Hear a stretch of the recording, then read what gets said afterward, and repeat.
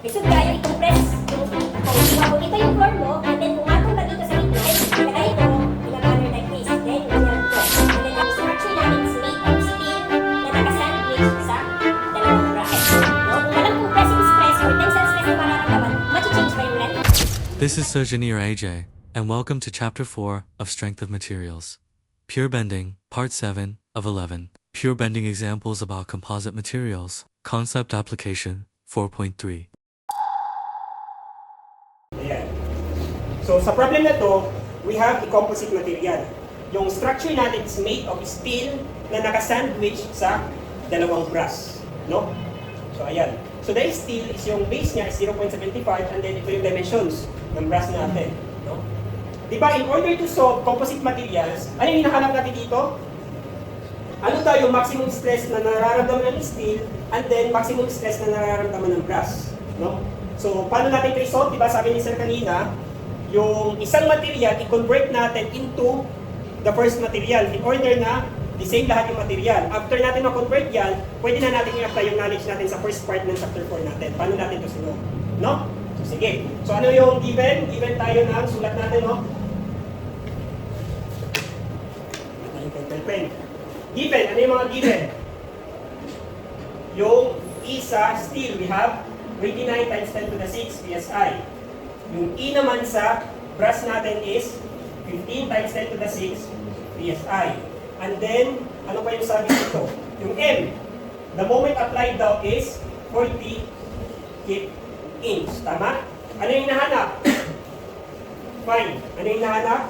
Maximum stress sa steel. So, stress sa steel maximum and then stress sa brass na maximum. No? So, yan yung mga so, solution. Lagyan natin. Solution. So, ano yung first step? Hanapin natin yung N. No? So, ano yung formula ng N? ES over EB. So, either way, no? Pwede kang EB over ES or ES over EB. But take note, i-rearrange ko to, no? So, na lang muna natin ito. We have 29 divided by 15. Ilan to? Pwede pa calculate? 1.933. So, yan. Take note, ito, i-rearrange ko no? This is ES is equal to N EB. No? So, kung makikita nyo dito, yung ano natin, yung modulus of elasticity, in order yung S natin is somehow equal to EB when EB is multiplied by a factor of N. No? So if you want to change the area, i-change mo yung area ng steel. No? So yung N natin, i-multiply natin sa area ng steel. Diba? Ano yung formula kanina? Diba? We have D F2 is equal to negative E1 Y rho N D dA sa 2 natin. No? So if you want to change E2 to E1, yung multiplier mo ng N is yung area ng 2, no? Area ng steel. Kung gusto mong gawing brass. Again, ano yung multiply mo na N? Yung sa 2. Kung gusto mong i-change yung area ng 2 into area ng 1. Or material ng 2 sa material ng 1. Klaro? Klaro ba? Hindi mo klaro ba? So ito lang, no? If you want to change the material ng 2 into material ng 1, yung area ng 2 should be multiplied by N. No? So in this case, makikita nyo dito, I want to change steel into brass. So anong area yung pag-multiplyan ko ng N? Sa brass or sa steel? Sa steel. No? So ayan lang.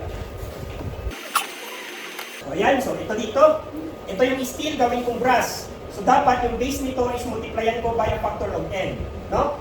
So this becomes 0.75 times 1.93. This becomes ilan yan? Pwede pa calculate? Wala mo na naka-indicator eh. 0.75 times 1.93. Ilan? 1.45. Ayan na, 1.45. No? So yung steel ko, ginawa kong brass, but the base becomes 1.45. So ayan, so pwede ko na itong ma-solve.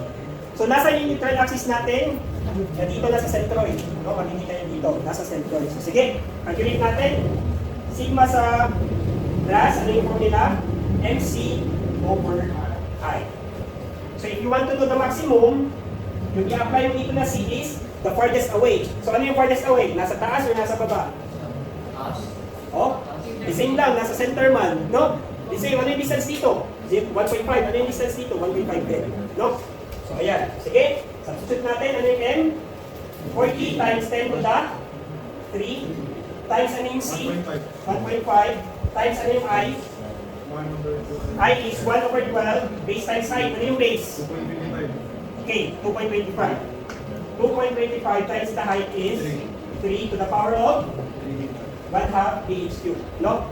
So this becomes, so sa brass natin, ilan yan? Pwede pag-argue, wala pa dito.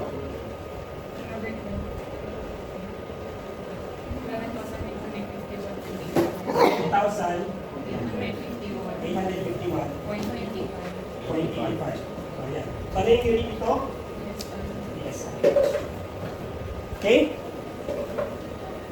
So ayan na.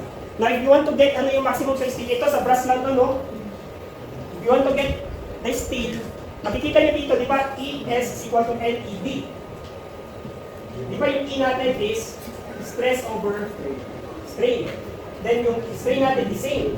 No? So therefore, yung E natin dito is proportional sa stress natin. So kung iba yung formula natin, that also follows that sigma S is equal to N times sigma E natin. No? So ayan. So if you want to get the stress in steel, we have stress in steel maximum is just equal to N times stress sa brass na maximum. No? So multiply na natin to, this becomes 1.933 times 11,851.85. That is equal to, ilan yan? Ito meron akong answer dito. 22.9. KSI? O KSI to. Nakakonvert mo to. So ayan lang.